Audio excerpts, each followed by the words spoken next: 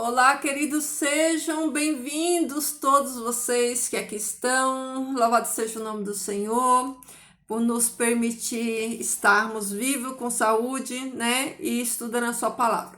Então, queridos, sem mais delongas, é continuação da outra aula, tá? Então, se você não assistiu a outra aula, que é essa que é continuação, volta aqui, ó, no outro vídeo para você assistir. Então, nós vimos na aula anterior que Lúcifer, ele estava no jardim do Éden, né? Ele estava no Éden, no jardim de Deus, e ele se corrompeu pela sua formosura, pela sua beleza, pelo seu comércio, e ele foi jogado, né, para cá, corrompe a terra junto com os seus comparsas, e a terra se encontrava nessa condição, sem forma e vazia, e as trevas habitavam, e havia trevas sobre a face do abismo, né? Então, nós vimos isso nas outras aulas. Se você está com alguma dúvida, volta aqui nas aulas anteriores que você vai entender melhor. Então, queridos, Deus, né? Ele pega a terra naquela condição, que não é aquela que ele, né, idealizou desde o princípio. O princípio, Deus, ele diz lá em Isaías 45, que ele criou a terra para estar habitada e não para estar vazia. E aí Deus, ele vai criar, né?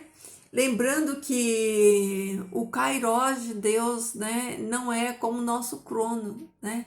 Deus não se prende a tempo. Nós estamos presos ao tempo, né? Mas Deus não. Então, depois que Adão e Eva caem, Deus dá para Satanás, né, 6.000 anos para ele reinar. E para o ser humano também, para o ser humano. Então, olha que impressionante, né? Tem muita informação nesse capítulo 1 de Gênesis. Então, a gente vê que Deus, ele faz separação, nós já vimos isso nas outras aulas, né? Ele faz separação da luz e das trevas. A luz já existia, Deus não cria a luz, ela já existia, né? Assim como o fim, né? O começo mostra o fim, a gente vê que lá no Apocalipse, né, não haverá necessidade de sol nem de lua, porque o próprio Deus iluminará e o Cordeiro é a sua lâmpada, né? O que diz lá no Apocalipse, né? Apocalipse 21, 23, se você quiser conferir. Então, aqui, quando Deus ele vai começar a sua criação, o contexto aqui de luz é a própria luz da divindade, né? De Jesus e do próprio Deus. É a mesma condição que a terra vai estar quando ela for restaurada, né?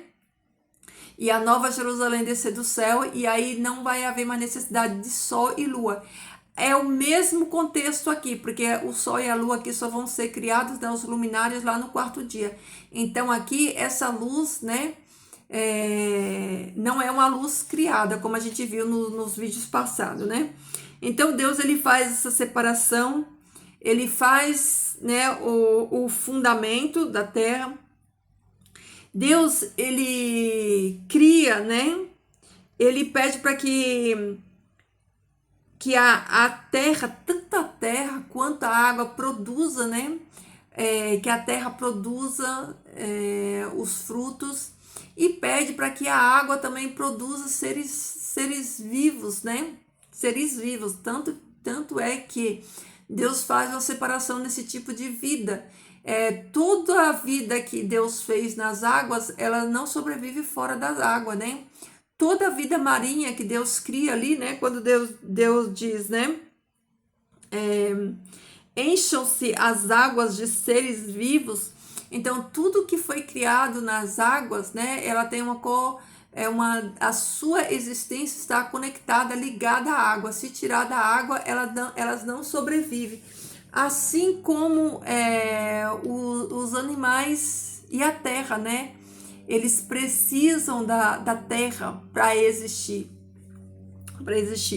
Então Deus ele faz ali a sua criação, né? Ele cria todas as coisas. Nós já vimos, né? O relato da criação. Nós vimos o relato, né? de Adão e de Eva, foi, né, a nossa antepenúltima aula. E hoje nós vamos fazer aqui, ó, o capítulo 3, né? O capítulo 3 relata a queda, né? Lembrando que nós já sabemos que já existia pecado na terra, né? Que os anjos já tinham pecado, já tinha sido lançado aqui na terra, já tinha o abismo, já tinha tudo isso. Deus já tinha organizado a casa, já tinha feito separação de tudo, tinha criado o jardim para colocar o homem que ele criou lá dentro, né? Deus, ele deu ali o governo de tudo nas mãos de Adão. Nós vimos isso também. E hoje nós vamos ver o relato da queda. E diz assim, ó, capítulo 3. Ora, a serpente era o mais astuto de todos os animais selvagens que o Senhor Deus tinha feito. E ela perguntou à mulher: foi isso mesmo que Deus disse? Não coma de nenhum fruto da árvore do jardim? Então, Satanás, que nós já aprendemos, né, que ele já estava aqui na Terra, né, há muitos anos, ninguém sabe há quanto tempo ele já estava aqui. Ele, por permissão de Deus, né, vai tentar Eva. E deixa eu falar uma coisa para vocês, queridos. Eva e Adão eles não eram inocentes no sentido de não saber do pecado. Eles já sabiam que existe o pecado. Vamos pensar aqui, ó. Se hoje, né, eu e você, por meio da palavra de Deus, temos conhecimento do certo e do errado, você acha que Deus ia colocar Adão e Eva no jardim, sabendo que existia uma serpente, uma tentação para eles lá, e Deus não iria orientá-lo? Será que Deus ele seria injusto a esse ponto de não orientar? Então, Adão e Eva sabia sim do pecado, sabia que existia o pecado, sabia de tudo, eles já sabiam, né? Eles já tinham sido alertados por Deus, assim como hoje Deus alerta todas as pessoas. Hoje, a própria palavra de Deus, o próprio Deus fala: eis que ponho diante de vós a bênção e a maldição. Dentro da palavra de Deus, tem a bênção e a maldição, tem os dois caminhos, né? Tem ensinamento para que nós façamos a nossa escolha, porque Deus é justo. Então, Deus também trouxe informação do pecado para Adão e Eva. Então, não é verdade dizer que Adão e Eva eles não conheciam, eles não tinham praticado o pecado ainda, mas informação, conhecimento de que o pecado já existia, eles tinham sim. Assim como hoje todos nós temos conhecimento, né? E muitos, muitos não, todos nós pecamos, mas nós fazemos a nossa escolha de aceitar a graça, né? Diferente de Adão e Eva. Adão e Eva, eles tinham o livre-arbítrio de pecar ou continuar sem pecado, né? Nós, no caso, já no nosso, não é esse livre-arbítrio, nós temos o direito de escolher, reconhecer que somos pecadores e aceitar a graça de Cristo, né? Então, mas eles tinham assim informação do pecado. E a serpente já estava lá, porque nós já aprendemos, né, que eles foram lançados, já estava lá. Então, a serpente, ela chega questionando, fazendo um questionamento, uma pergunta, né, para Eva. E Eva responde, né, a serpente, né?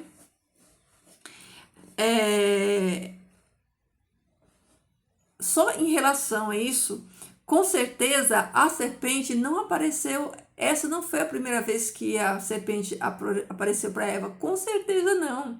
Com certeza Eva não caiu na primeira tentação. E com certeza a serpente ela não era um ser estranho, né? Porque Eva dá a impressão de que ela dialoga com a serpente como algo natural, como uma coisa natural, é uma conversa, um diálogo, ó. A gente não vê relato de Adão dialogando com a serpente, mas Eva, ela conversa, ela dialoga, ela argumenta, né? E esse foi o mal de Eva, ó. Eva não caiu porque ela estava com fome, não era uma necessidade física, né? Porque eles tinham ali todas as frutas do jardim para comer. Então, qual que foi, o que que levou Eva a comer aquela fruta, né? O que levou ela a ter essa atitude, né? De ceder à tentação da serpente, ó. Respondeu a mulher serpente: podemos comer do fruto das árvores do jardim. Mas Deus disse: não comam do fruto da árvore que está no meio do jardim, nem toque nela, do contrário vocês morrerão. Então, Eva já fala algo que Deus não falou, né? Que é o fato de tocar. Apesar que, né, a gente não tem todos os relatos, né? O fato é que as duas árvores estavam juntas no meio do jardim. Tanto a árvore da vida, né, como a árvore do conhecimento. Tá aí, ó, no versículo 9. E no meio do jardim estava a árvore da vida e a árvore do conhecimento do meio do mal. Então, as duas árvores, elas estavam juntas e estavam no meio do jardim. Outra coisa para nós nos atentarmos aqui. Adão e Eva, né? Eles precisavam comer da fruta, da árvore da vida. Por quê? Porque o único que tem imortalidade em si é o Deus, né? Deus é o único que é imortal, é eterno. O ser humano não. Por isso, Eva e Adão precisavam comer daquela fruta, porque aquela fruta era a fruta da árvore da vida. Então, para eles continuarem tendo vida, eles precisavam comer daquela árvore, do fruto daquela árvore, para que eles não morressem, né? Eles não tinham vida eterna neles mesmos, eles não tinham vida eterna, eles não eram eternos. O único que tem vida eterna em si mesmo é o próprio Deus. Assim como lá na Nova Jerusalém, essa árvore vai voltar para lá, né? Aqui a árvore estava no meio do jardim. Lá na cidade de Deus, na Nova Jerusalém, essa árvore vai estar lá, né? No rio, e vai também ser consumida, porque é a árvore que dá a vida, né? Então, Eva responde, né? Que Deus tinha dito que não podia nem tocar na árvore, né? Aí a serpente, ele fala assim, ó. Disse a serpente a Eva: certamente não morrerás, não morrerão. Deus sabe que no dia em que você comer, seus olhos se abrirão e você, como Deus, e vocês, como Deus, serão conhecedores do bem e do mal. Então, o que que acontece? Ó, Satanás, ele misturou aqui verdade com mentira, né? Ele falou uma verdade e uma mentira junto e Eva caiu. Como hoje em dia os falsos profetas fazem. Eles misturam verdade com mentira, eles dizem 90% de verdade e põem ali 10% de mentira e enganam as pessoas. Ó, o que fez... Então disse a serpente à mulher: ó, certamente não morrerão. Deus sabe que no dia que dele comer, seus olhos vão se abrir e vocês serão como Deus. Olha só, quem era que queria ser como Deus? Ele mesmo, Satanás, a serpente, ele queria ser como Deus. Ó, serão conhecedores do bem e do mal. Ó, quando a mulher viu que a árvore parecia agradável ao paladar, era atraente aos olhos. Olha os sentidos aí, ó, as avenidas da alma, tudo representado aqui, ó. Ela viu que a árvore era agradável no paladar, era atraente aos olhos, além disso, desejável para dela lhe obter discernimento. Olha só. Tomou do fruto, comeu e deu ao seu marido, que comeu também, e os olhos dos dois foram abertos, e perceberam que estavam nus, então juntaram folhas de figueira para cobrir-se. Então, o que que acontece? A mulher, né, ela foi tentada por um desejo, por uma cobiça, uma curiosidade, né? Quando a serpente fala para ela que ela ia ser igual a Deus, né? Ela começa a olhar para aquele fruto e ela começa a desejar ser igual a Deus. Ela começa a ter o mesmo desejo que a serpente tinha, né? E aí o que que ela faz? Ela vai lá, come e dá ao seu esposo, que não foi enganado. Ela foi enganada. É nítido que ela foi enganada, mas o seu esposo não. O seu esposo não foi enganado. A gente critica tanto Eva, né? Fala tanto de Eva, Eva foi enganada. Ela pecou porque foi enganada, mas Adão, ele pecou sem ser enganado, ele pecou conscientemente. Então, quando Eva peca, nada acontece. Mas quando Adão ele pega o fruto e come, aí os olhos de ambos, né, abrem e eles começam a enxergar a condição. Então, o que que tinha naquela fruta? O que que tinha naquela árvore, né? Que Deus ele coloca ali no meio, coloca do ladinho, ó. Toda vez que eles iam lá comer o fruto da árvore da vida, né? Estava ali do lado, né? A árvore do conhecimento. O que que tinha nessa árvore? O que que tinha nesse fruto, né? O que tinha nesse fruto era justamente o acesso ao pecado. Porque até então, Satanás, ele não tinha acesso à mente humana no sentido de lançar setas, né? Porque a mente humana, ela estava conectada ao divino, conectada a Deus. Então, quando Eva come aquela fruta, né? A Satanás, ele tem acesso, né? Ele pode lançar setas na mente dela.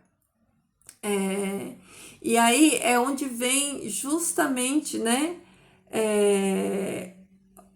o acesso do mal, o acesso da serpente dentro deles, vem para dentro deles, dentro da raça humana, vem justamente isso.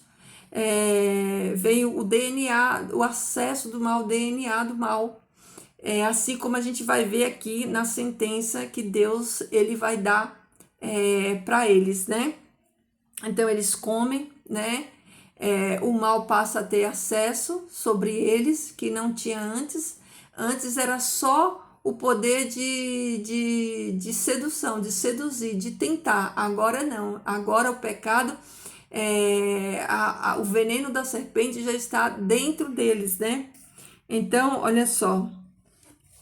Então os olhos deles se abrem, eles percebem a condição, porque agora, né, eles já enxergam o pecado, já estavam, né, contaminados com o pecado.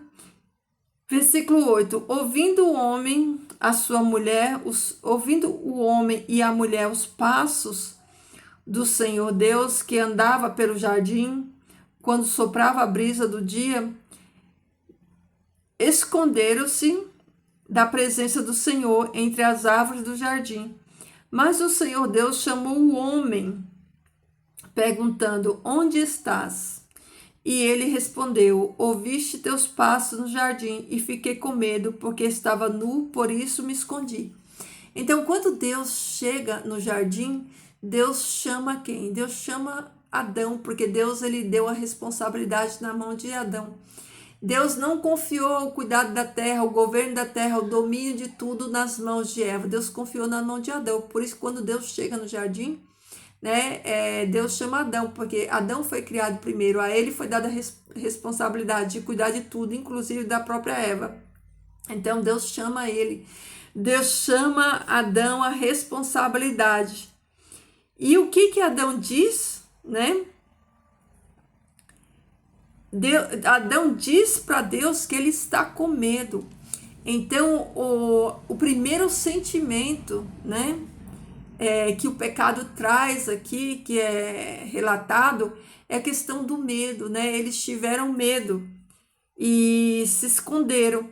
Quando Deus ele chama Adão, Adão não tem mais uma atitude de perdão, de se prostrar, de pedir perdão a Deus, de reconhecer o erro dele. Pelo contrário, ele vai e ele se esconde, ó. Ele se esconde, aí Deus e diz que ele se esconde pela nudez dele, né? E Deus pergunta: quem disse que você está nu, Adão? Quem disse para você que você está nu, Adão? Né? Deus dando ali para Adão a chance dele se redimir, dele confessar o seu pecado, porque Deus ele já sabia de todas as coisas. Mas Deus estava sempre questionando Adão para trazer ele, né, para uma autorreflexão e consciência daquilo que ele havia feito, mas o tempo todo Adão ele se esquiva da responsabilidade, né? Então Deus faz essa pergunta para ele, né? Adão, olha, quem disse que você estava nu? Você comeu do fruto da árvore do qual eu proibi você de comer, né? Deus está fazendo essa pergunta. Aí Adão, né? Olha a resposta de Adão, né? Disse o homem: foi a mulher que me deste por companheira, que me deu do fruto da árvore, e eu comi. Senhor, olha, a primeira coisa, né? Ele quis tirar a culpa dele e jogar a culpa naquela que era sua companheira, lembra? Aquela que era osso dos seus ossos e carne da sua carne. Então Adão, ele fala: olha, Senhor, eu não tenho culpa, né? A culpa não é minha, a culpa é daquela mulher. Se o Senhor não tivesse me dado aquela mulher, eu não teria pecado. Mas lembre-se que ele não foi enganado. A mulher foi enganada, né? A mulher foi enganada, mas ele não. Ele pecou por livre, espontânea vontade, por escolha mesmo. Então, olha que impressionante, né? E o Senhor Deus perguntou então à mulher. Então agora Deus ele pergunta para a mulher, né? Isso aqui é um tribunal, é um interrogatório, né? Interrogatório que vai se dar em julgamento com sentença. O Senhor Deus perguntou então à mulher: que foi que fizeste? Respondeu a mulher: a serpente me enganou e eu comi. Ó, a mulher não fala assim: foi a serpente que o Senhor criou que me enganou e eu comi. Que esse foi o argumento de Adão, né? Adão usa o seguinte argumento: a mulher que o Senhor me deste, né, fez eu pecar. E Eva, na verdade, Adão está jogando a culpa indiretamente em Deus. Ó, Senhor, foi a mulher que tu me deu. Para que o Senhor me deu aquela mulher? Essa mulher é amaldiçoada, ela pecou e não me fez pecar. Foi isso que Adão quis dizer. E Eva também tirou dela, né, de campo. Eva também, ela não jogou a responsabilidade para ela. Ela falou assim: ó, foi a serpente. Foi ela que me enganou e eu comi. Olha só, se ela não tivesse me enganado, eu não teria comido. E se perguntasse a serpente iria jogar a culpa no próprio Deus, né? Então, o Senhor Deus declarou a serpente. Então, vamos pensar aqui, ó. A serpente estava lá. Lembra que nós lemos lá no texto, ou na aula passada, de Ezequiel 18, que a serpente, ela estava no Éden, no jardim de Deus? Olha aqui, ó, a serpente estava juntinho com eles, ó, eles estavam juntos, ó. Inclusive, Deus, quando ele dá a sentença para os três. Os três estavam juntos, ó. Então, o Senhor Deus declara a serpente. O primeiro que recebe aqui a sentença, ó, é a serpente. A serpente vai ser a primeira que vai... Com ela, Deus nem conversa. Deus nem tem conversa e nem pergunta nada para ela. Deus já dá a sentença direto para ela, ó. A serpente que é Satanás. Então Deus fala assim, ó: uma vez que você fez isso, maldito é você entre todos os rebanhos domésticos e entre todos os animais selvagens. Sobre o seu ventre você rastejará, e pó comerá todos os dias da sua vida. Porém, inimizade entre você e a mulher. Ó, a sua mulher não. A mulher agora será inimiga. Essa mulher aqui, ó, ela representa a igreja. Então aqui Deus ele já está pondo inimizade, né, entre a serpente, entre Satanás, né, e a igreja, né, simbolizada aqui para a mulher, ó, entre a sua descendência, a descendência da serpente, que são os filhos da serpente, ó, entre a sua descendência e o descendente dela. A descendência da serpente, os filhos de Satanás, os filhos das trevas e o descendente da mulher. Quem é o descendente da mulher? Jesus. Jesus é o descendente da mulher. Este, no caso Jesus, ferirá a sua cabeça e você lhe ferirá o calcanhar. A mulher, ele declarou: multiplicarei grandemente o seu sofrimento na gravidez. Com sofrimento você dará à luz, seu desejo será para o seu marido e ele o dominará.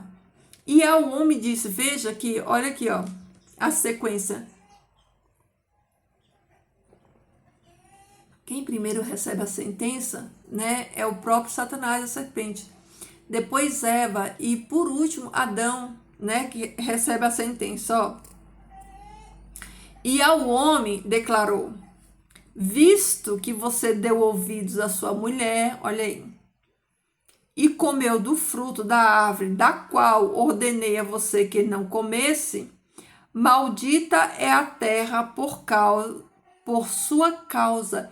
Então a terra foi amaldiçoada por causa de Adão. Por quê? Porque Adão, ele era o responsável pela terra, por cuidar da terra. Ele era autoridade sobre a terra estava sobre a autoridade dele, sobre o governo dele.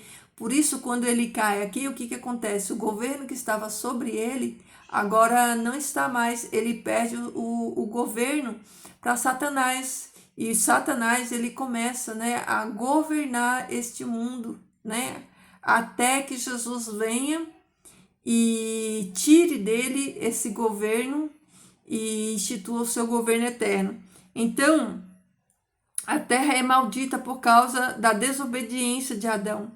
Maldita é a terra por sua causa. Com sofrimento você se alimentará dela todos os dias da sua vida.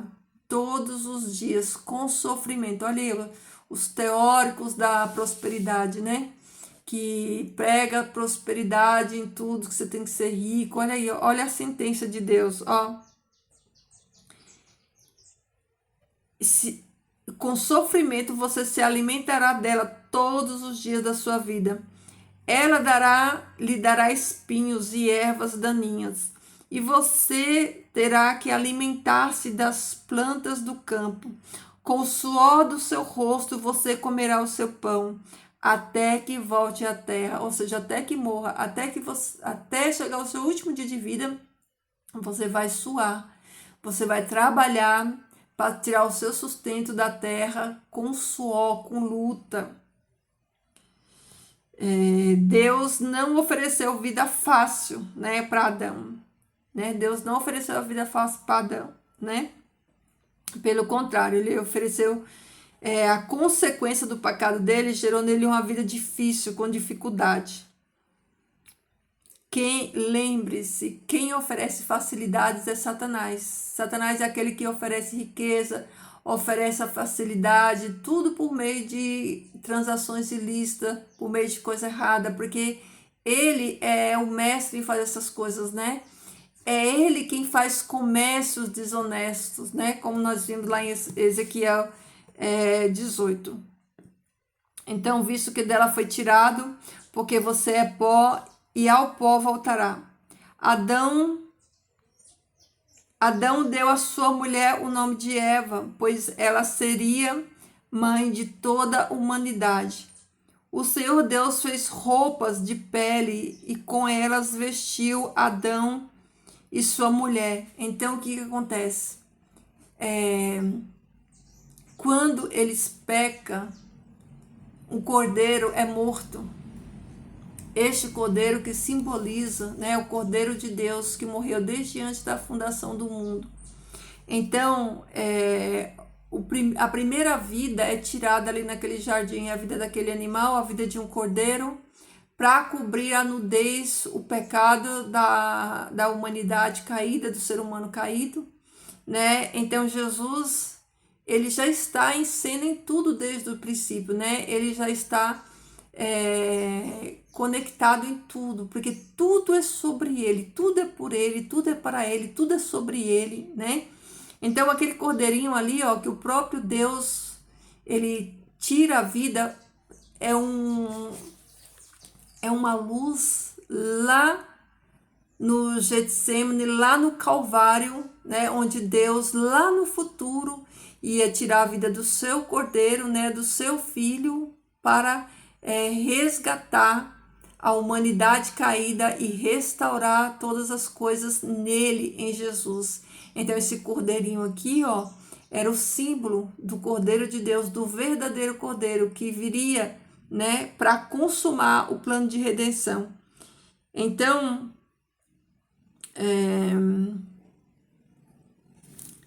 então disse o Senhor Deus: agora o homem se tornou como um de nós, conhecendo o bem e o mal. Então, presta atenção, ó. Agora o homem é como um de nós. Isso quer dizer que Deus não estava só ali naquele jardim, né? Deus, assim como ele tem aquele diálogo, né? Quando ele diz: façamos o homem a nossa imagem, conforme a nossa semelhança.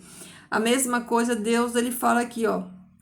Então disse o Senhor Deus: agora o homem se tornou como um de nós, né? Olha aí o diálogo do pai e do filho. Conhecendo o bem e o mal.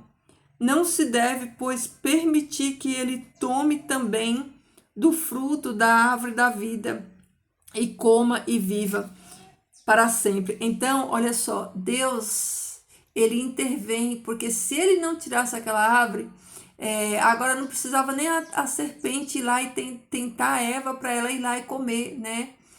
O fruto da vida, porque se ela comesse o fruto da vida na condição que ela estava, o que ia acontecer? Ela ia viver eternamente naquela condição, na condição de pecado. Não só ela ia submeter a humanidade inteira a viver eternamente no pecado, e eternizar o reino de pecado de Lúcifer. Então Deus, ele intervém e ele faz isso daqui, ó.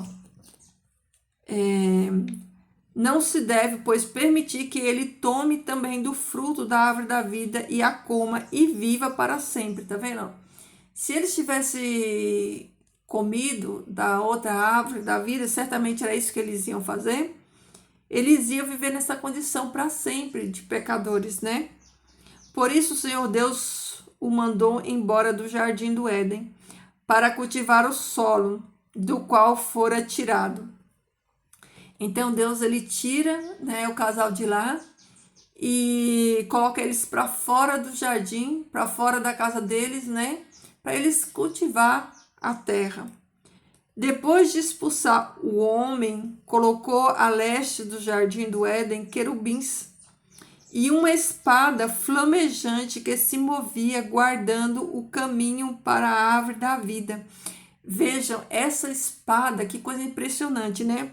Essa espada flamejante aqui, ó, que se movia guardando o jardim, ele não estava na mão dos querubins, ó.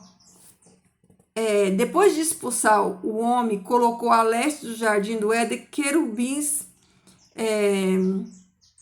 e uma espada flamejante que se movia guardando o caminho para a árvore da vida. Então, esse caminho, né, para a árvore da vida foi guardado para que eles não entrassem lá. Então, olha só, eu vou voltar aqui que depois eu vou dar continuidade para vocês não esqueçam isso que eu vou falar aqui para você. Ó, eu vou ler aqui, ó, para vocês entenderem uma coisa. Aquilo que eu já li aqui no Gênesis 1, onde Deus, ele faz separação da luz e das trevas, as trevas que estavam aqui já, Já li para vocês os textos onde Jesus fala, né, dos filhos das trevas, que são mais prudentes do que os filhos da luz. Nós vimos vários textos que fazem conexão entre quem é filho da luz e quem é filho das trevas, né? Então, para você entender, ó, que na sentença aqui, Deus, ele fala assim, ó, no versículo 15, ó, porém inimizade entre você e a mulher, que é a serpente, e a igreja. A igreja quem é? É os filhos, né? São os filhos de Deus, representados aqui pela igreja. Entre a sua descendência e o descendente dela. Então, a palavra de Deus diz que Satanás tem uma descendência, ele tem filhos. Ah, irmã, que loucura é. Não, não é loucura não, meu irmão. É só você estudar a Bíblia, você vê que o próprio Jesus diz lá em Mateus, né, chama os fariseus de filhos de Satanás. Ele fala assim, ó, Satanás é que é o vosso pai, né? Então, Jesus chama eles de filhos de Satanás. Jesus fala dos filhos das trevas. E da onde vem a origem deles? Está aqui, ó, na sentença, ó. Entre a sua descendência, ou seja, a serpente, Satanás, ele tem uma descendência, ele tem filhos, sim, e o descendente dela. Vamos ver a partir da próxima aula como que é essa descendência, esses descendentes que são os descendentes da serpente, né? E os descendentes, né, da igreja, os descendentes de Cristo, né, o descendente da igreja. Então, queridos, olha só. Então, esse é o resumo, né? Nessas 2 aulas eu fiz o resumo desses 3 capítulos de Gênesis. É muita informação, né? Muita informação. Mas aqui é onde está a chave para tudo, para nós entendermos o contexto de tudo que a gente vai ler. Então, a partir do versículo 4, né, a gente vai ver como que esses filhos, né, esses descendentes, né, da serpente, né, eles vão desenvolver a sua trajetória até o final, né? Então, esse conflito, né, esse conflito que o pecado gerou, vai trazer mortes, guerras, desavenças, né, entre essas descendências que o próprio Deus colocou em inimizade, né? Entre a descendência da serpente e o descendente da mulher, que é Jesus Cristo, tá bom? Então, queridos, olha só, eu espero ter sido clara aqui nas informações. Eu espero que você tenha aprendido, que você tenha crescido, que você tenha, né, entendido acima de tudo. Eu quero deixar aqui sugestão para que você estude mais, que você aprofunde o seu conhecimento, que você busque mais texto na palavra de Deus. Eu sempre falo aqui, busque mais textos, se aprofunde mais. A palavra de Deus, ela é inesgotável. O conhecimento da palavra de Deus é um oceano, né? Então, queridos, pensem nisso, reflitam em tudo que foi dito, pegue a Bíblia de vocês, né? E estudem para que vocês possam entender a visão no macro, mais assim, sabe, abrangente possível, e não ficar retido,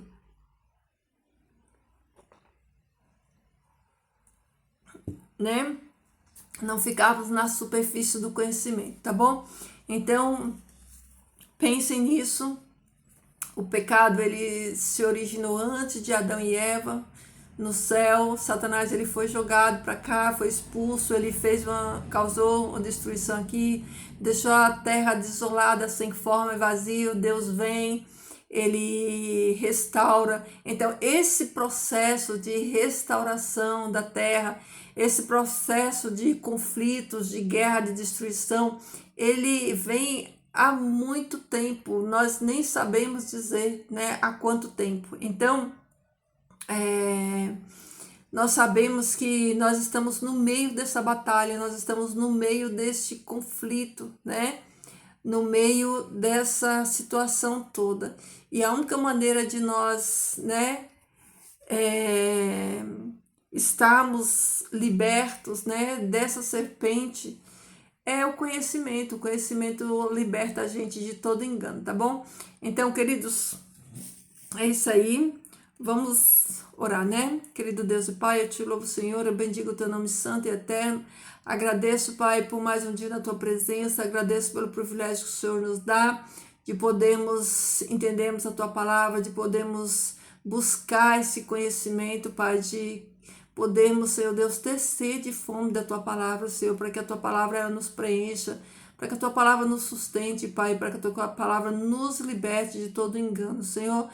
Eu peço, Pai, a tua bênção sobre a vida de cada um dos meus irmãos, sobre as famílias deles, Pai, que o Senhor os abençoe, os guarde, dê a ele discernimento espiritual, a mim também, Senhor, abre a nossa mente, nos dá, Senhor, a sabedoria dos altos céus, derrama o teu Espírito Santo sobre cada um de nós, nos ajuda, Senhor Deus, tira as vendas dos nossos olhos para que nós possamos enxergar, Pai, e não sermos pegos de surpresa, Pai, que a tua graça continue a nos alcançar, que os teus anjos continuem a nos proteger, que o teu bom Espírito nos leve, Senhor Deus, para o lugar de adoração, para o lugar do arrependimento, para o lugar da mudança, que ele nos santifique cada dia mais, para que o Senhor Deus nos encontre, Pai, prontos, aguardando a vinda de Jesus Cristo. Pai, perdoa os nossos pecados, tem misericórdia de nós, nos fortalece, Senhor Deus, na nossa fraqueza, nos fortalece, Senhor Deus, no dia mal, no dia da angústia, no dia da dor, no dia do sofrimento, que o Senhor seja